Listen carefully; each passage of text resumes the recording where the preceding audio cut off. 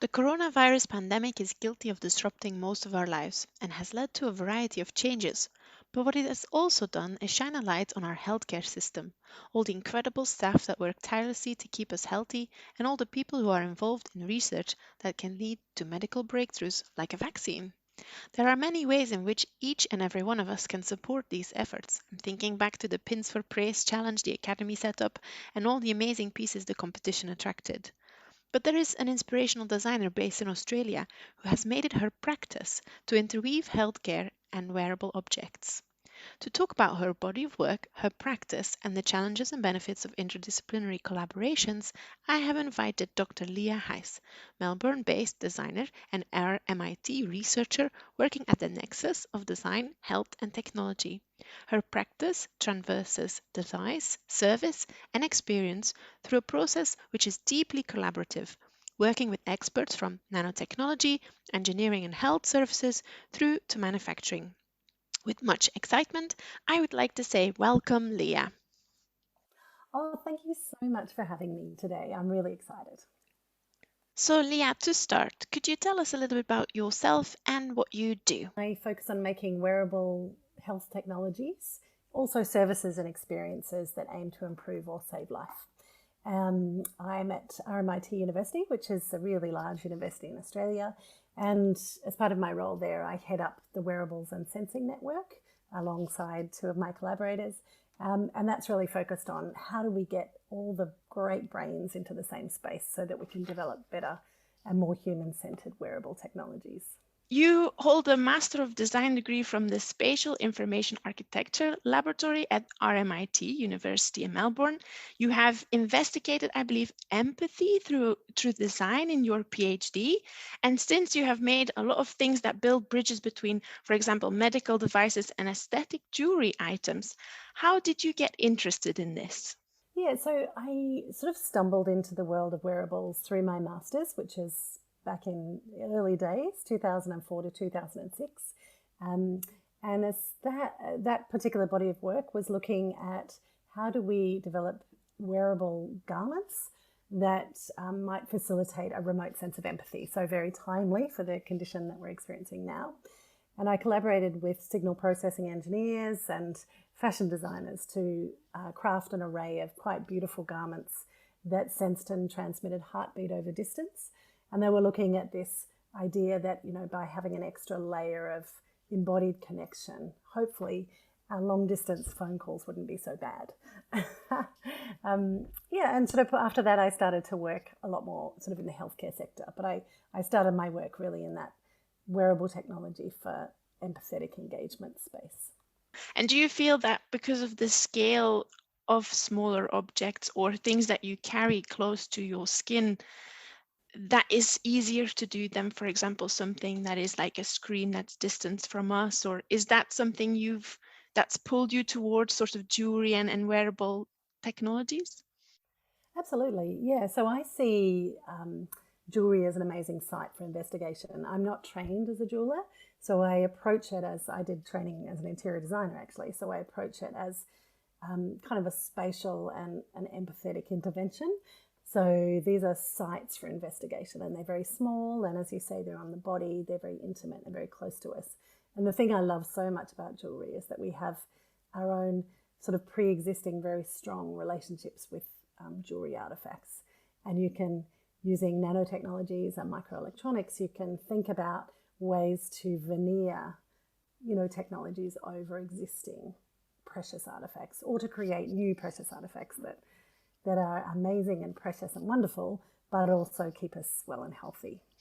You have produced many wearable objects. I've read about the rings you made that apply insulin in an innovative way, and a wearable cardiac monitor called the Smart Heart Necklace in collaboration with the St. Vincent's Hospital in Melbourne and the university, and the Nossel Institute for Global Health.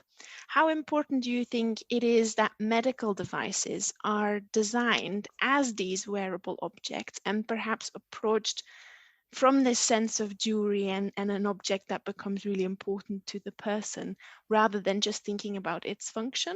I think it's incredibly important because for a whole range of reasons. One, because it's good for us to have things that are part of our identity and things that we love and cherish. And to me, that is a really nice way to get around the issue of compliance with healthcare.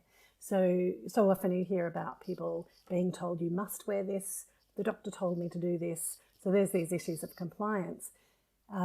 As opposed to if you design something that is, beautiful and we want to wear it, we want to embrace it, but that it also, almost as an aside, has this therapeutic functionality. It's a much friendlier way to get around those healthcare scenarios. What do you think are currently sort of the barriers for, or sort of what is stopping this from happening all the time? Yeah, I think there's a number of reasons. One of them is that big, really large companies are putting their money where the big markets are, and the big markets are in the worried well, monitoring their steps, basically. So Fitbits and activity trackers and whatnot, as opposed to looking at places, or looking at markets for people that have chronic health conditions. We think about sort of diabetes or cardiovascular disease or any of some of the conditions that we're working with at the moment. So I think there's that side of things, which is the big companies aren't necessarily looking at these as markets, but hopefully over time they're starting to realise that these are very important things. And I think there's also this hangover from sort of the medical field, which is about efficacy, cleanliness. Clinical diagnostic devices need to be a certain way, need to look a certain way, and that human experience element has sort of been left out of that, or it's been integrated in terms of human factors engineering. It looks medical. It's either sort of shiny white, or it's disabled beige, or it's these hideous grey colours that we would never really want to wear. But it ticks all these other boxes, and there just seems to be a strange lag, and a sense that if it is clinically efficacious, that we don't have to worry about its aesthetics. But I disagree with that very strongly.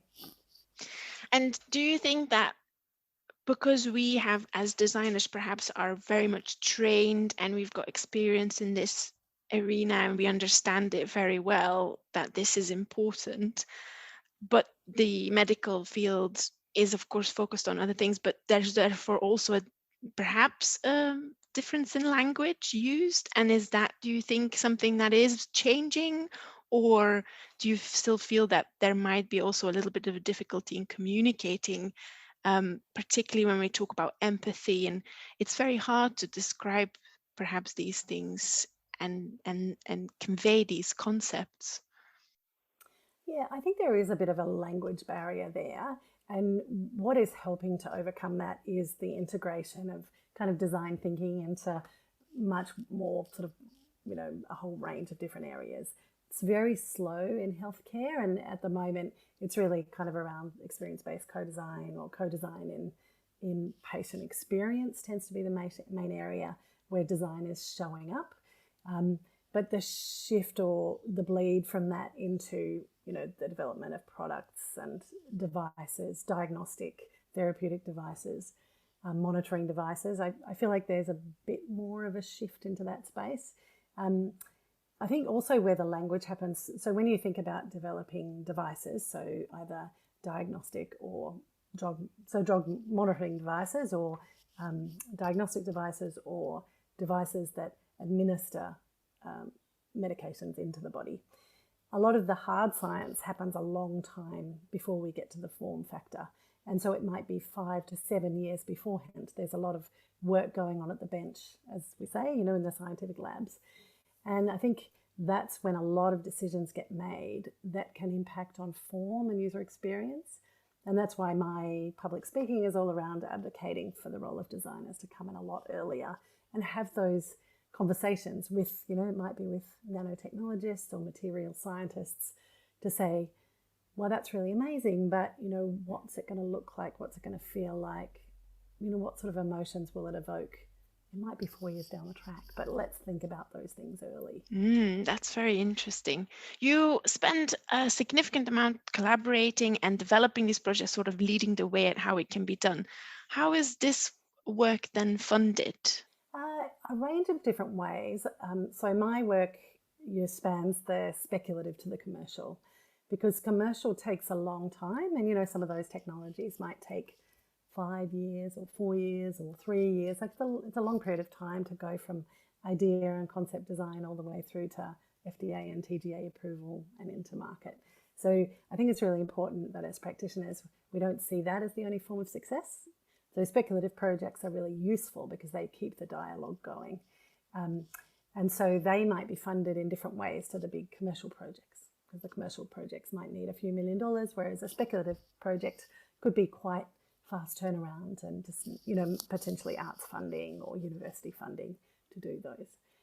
So I tend to work on two different scales of projects, and some of them are kind of large scale government or industry grants, and the others are more sort of local scale funding. Yeah. And the speculative projects, how important is exhibiting those, and what is the aim of them after you've made them? Yeah, exhibitions I think are really critical to keeping the dialogue going.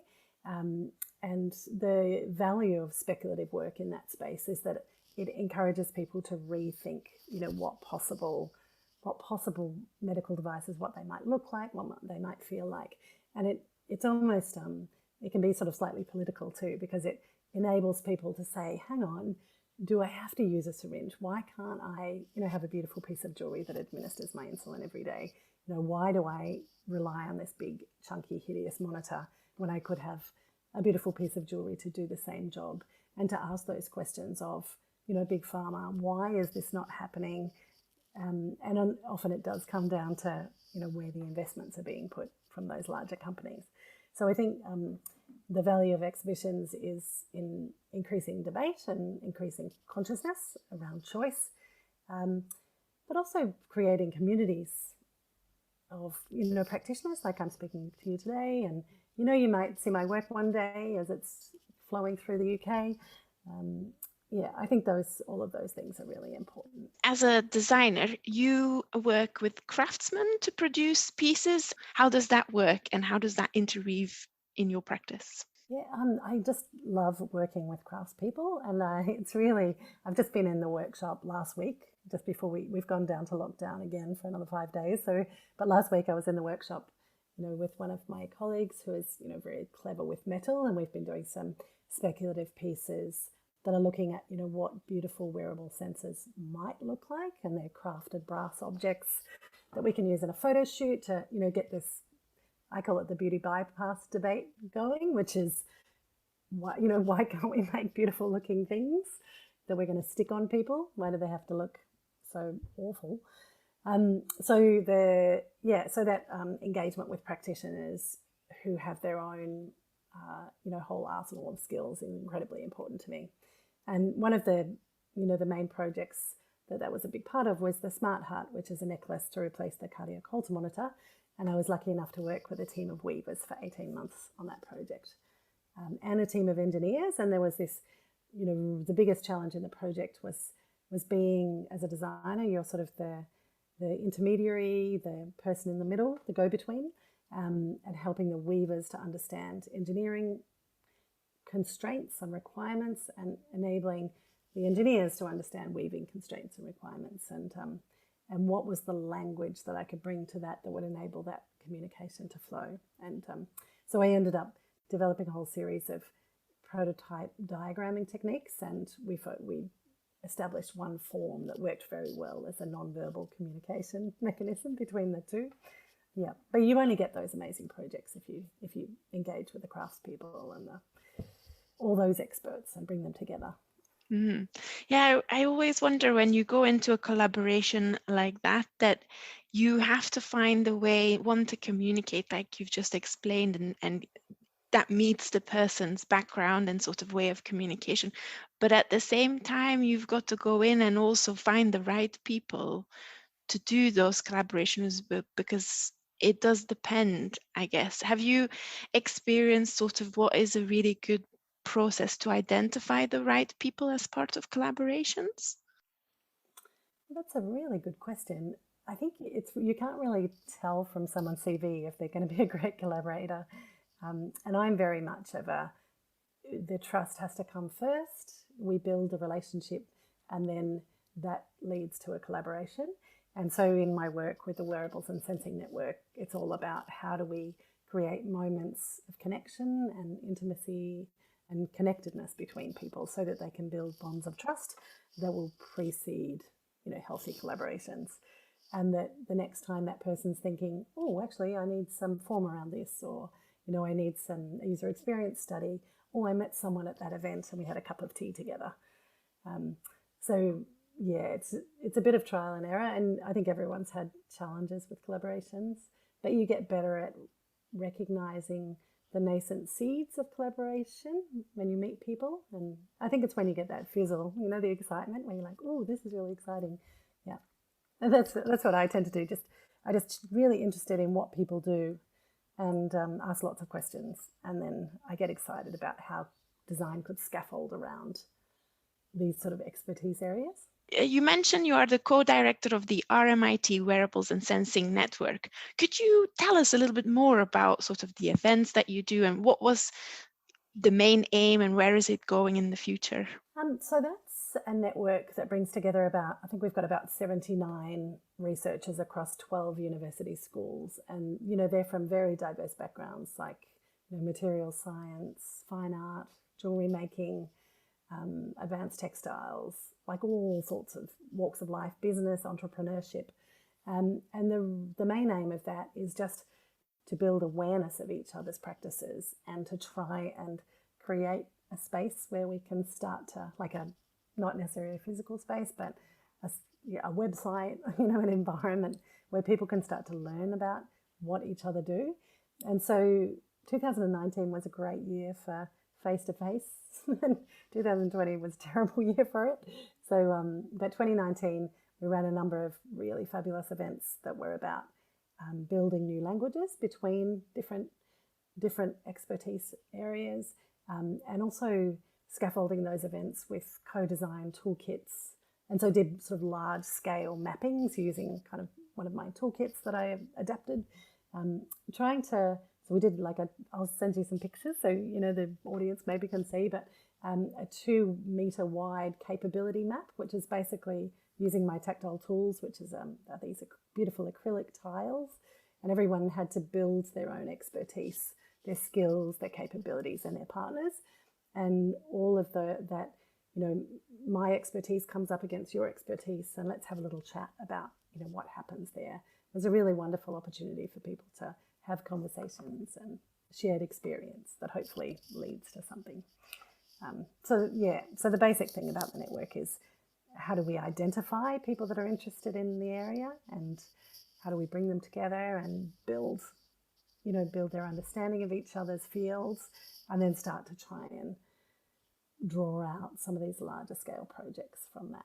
And so is it mainly Australian-based practitioners, or is it global? Well, actually, it has been within our university, but now we're starting to open out because we've had a bit of time to coalesce our internal group, and now we're facing outwards. So I'm going to be inviting people to join the network, and just try and host more conversations and talks that are international and national about the value of wearable technologies for large impact areas like health, sustainability, environment, and aging. Aging is another key area of interest. Yeah, absolutely. A central part of your practice is facilitating these design thinking workshops using the Tactile Tools methodology that you've just mentioned. Could you tell us a little bit more about this methodology and how this came about as part of your practice as well? Sure, yes.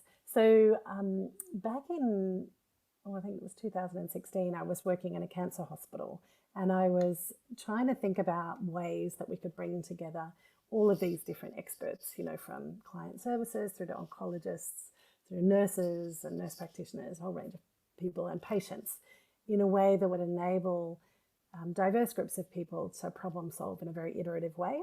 And so in my wearables practice, I do lots of iteration. So I make literally hundreds of models. And those models are really important for, diverse teams to be able to problem solve. And I thought we could do the same sort of things with problems. It's not a product, but it's a it's an issue that we need to solve, like improving cancer care, understanding lived experience of brain injury. We've used it in a number of really complex areas. Yeah, so we designed this toolkit, which is called the Tactile Tools, and it's basically acrylic tiles that have meanings. And so there's a goal tile, there's workarounds, there's roadblocks, there's moments of empathy, and then there's sort of pathway tiles. And we've used it with about 250 people from all sorts of walks of life, but in scenarios like acquired brain injury, voluntary assisted dying, improving the human-centeredness of engineers was another challenge that we focused on.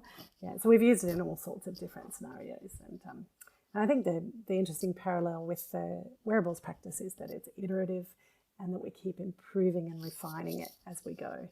Yeah, so it's just sort of another wing. And if people are interested in learning more about the toolkit, there is a webpage with lots of information. Yeah, there is. Yeah. Brilliant. We'll put a link to the webpage on the podcast. When people are interested in all of this, because listening as a jeweler, we use prototypes a lot to problem solve, but we use different terminology perhaps to describe these things, and your human-centered approach and the design aspects. Could you recommend any maybe books that you think are really interesting for people to read who might not know as much about sort of the design approach to these concepts? It really depends on what direction you're heading. And I suppose one of them, because we think of prototypes as generative artifacts, and so they're generative from the very beginning. So from the first clay little scrappy model, all the way to the finished beautiful product. So we try to think of those as generative all the way through. And I think that comes from the framing of Elizabeth Sanders, and there's her work in Make Tools. So all of her work is really wonderful, and it's about the role of tools. Tools, we think of prototypes and tools as ways to engage participation in the design process. And one of the other kind of key books that I come back to a lot is called Doing Sensory Ethnography by Sarah Pink. And what that's useful for is, what do you do with the prototypes that you make or the artwork that you make? I host a lot of kind of co-design engagements when I'm designing wearables, and we think about what are the artifacts that we bring to those engagements in order to create trust between myself and the participants. And that also stretches into the Tactile Tools work and the wearables network as well. And so she kind of has this really nice way of thinking about interviews and focus groups, which is that they are these multi-layered sensory events where everything is important. The time and the smell and the cakes and all of the design artifacts are very, very important in creating a sense of kind of placemaking.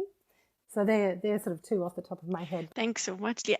I guess just whilst you were talking, your diverse background with interior design, and does that sort of all feed into that sensory approach to all of your work? Yeah, very much so. So my first degree was in communications, and then my second degree was in interior design, and then I did a master's, which was the wearables, that was more garment-based, and then my PhD, which really focused on the wearable health technologies. But they all sort of, I don't think any education is ever lost, because it just sort of accumulates and builds upon each other. But the interior design particularly, that's all around our sensory experiences of space. And what I found in my own practice was that I started in my master's designing, the first wearable I designed was called the Empathy Vest, and it was pretty ugly. It was made out of like wetsuit material and electroluminescent cable all over it, and had a big fan on the backpack, and it was pretty chunky. But that was about taking the information from the architectural environment and then experiencing it on the body. So I was very interested in like the relationship between humans and interiors. And then it was almost as though throughout the rest of the work, the space got smaller and smaller and smaller and smaller until I became kind of almost obsessed with these tiny spaces on the body, you know, like the clavicles and, you know, the spaces, you know, I don't know, spaces in the mouth and around the place. Yeah. So they were my little interiors. And all my teaching started to become more about that sort of jewellery scale, tiny micro spaces and how we could inhabit them or think about them as sites for investigation. So yeah, I think that's sort of where a lot of this came from. Last question, what projects are you sort of currently working on? Is there anything that you can share with us, sort of what is coming up for you in 2021 or beyond? What can we look forward to seeing you do next? Yeah, I'm working on a few things, but sort of the major projects that I'm working on at the moment are around the use of an incredible new technology, which is a stretchable sensor that was designed and patented by my colleagues at RMIT, Sharath Sriram and Madhu Bhaskaran. And it's this incredibly beautiful technology that is transparent. It can be coded to detect UV gases, stress, like also we're using it for cardiovascular disease, pre-diabetes, and we're also looking at drug monitoring. So what I'm looking at is, and I'm also actually using that in a project in aged care for COVID monitoring, because we can detect heart rate, blood oxygen, and temperature with these. So it can be the size of a 10-cent piece and transparent, basically. So I'm really interested in how we can integrate these beautiful sensors, and they're like skins, basically. It's like an extra layer of skin into our monitoring devices. So I'm working on kind of smart patches, and that's one where there's the under non-disclosure agreement stuff, which takes years and years and years until anyone sees it. And then I've decided to do a parallel run of speculative projects that I think I'll be able to talk about much and show much more readily, which will be great. So stay tuned in that space. Brilliant. I heard you say on another podcast that you should always have 3 outcomes for everything you do. And I really love that. What's the thinking behind that, perhaps as a last sort of add-on question? Oh, yeah, that's a piece of advice I always give my students. Like, if you're going to make something, if you're going to invest your time in something, just make sure that you can use it in 3 different ways. And I had sort of almost forgotten that I used to say that quite a lot, but I think I still practice it. So I think if I'm going to make a prototype, then the prototype, or I'm going to make something that's going to become part of a photographic series. It's going to go into a paper. It's going to become part of some other publishable outcome. And it's just making sure that you kind of leverage the value of what you create, as opposed to just continually pouring your energy into making more and more and more and more and more different things. Yeah, so and that really applies to looking at your back catalogue as well. What have I already done in this space that that I could draw upon, or I could bring forth into this new project?